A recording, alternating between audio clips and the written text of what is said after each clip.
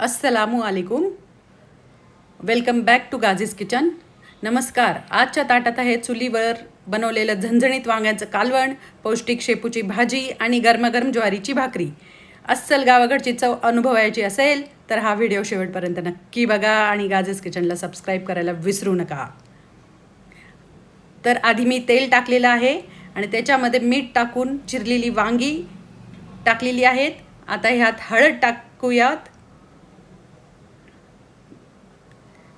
आणि मिक्स करून घेऊन आपण ह्यात शेंगदाण्याचं कूट टाकूयात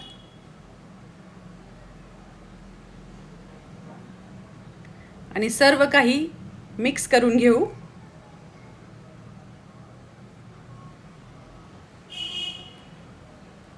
आता ह्यात मिर्च मसाला टाकलेला आहे. मी शूट झालेला नाही आहे आणि त्याला भाजल्यावर नंतर मी पाणी टाकलेलं आहे जेवढं लागेल तेवढं आणि एक 10 मिनिटासाठी चुलीवर असंच सोडून दिलं. बघा आता आपलं वांग्याचं कालवण तयार झालेलं आहे.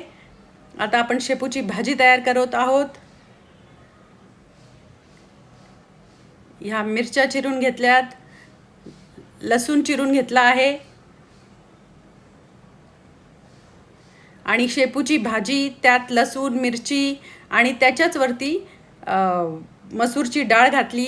2-3 चमचे तेल टाकलं आणि नंतर चुलीवर ते ठेवून भाजी बनवलेली आहे. आता ज्वारीची भाकरी, गरमागरम चुलीवरची ज्वारीची भाकरी, हे सगळं माझ्या मम्मीच्या हातून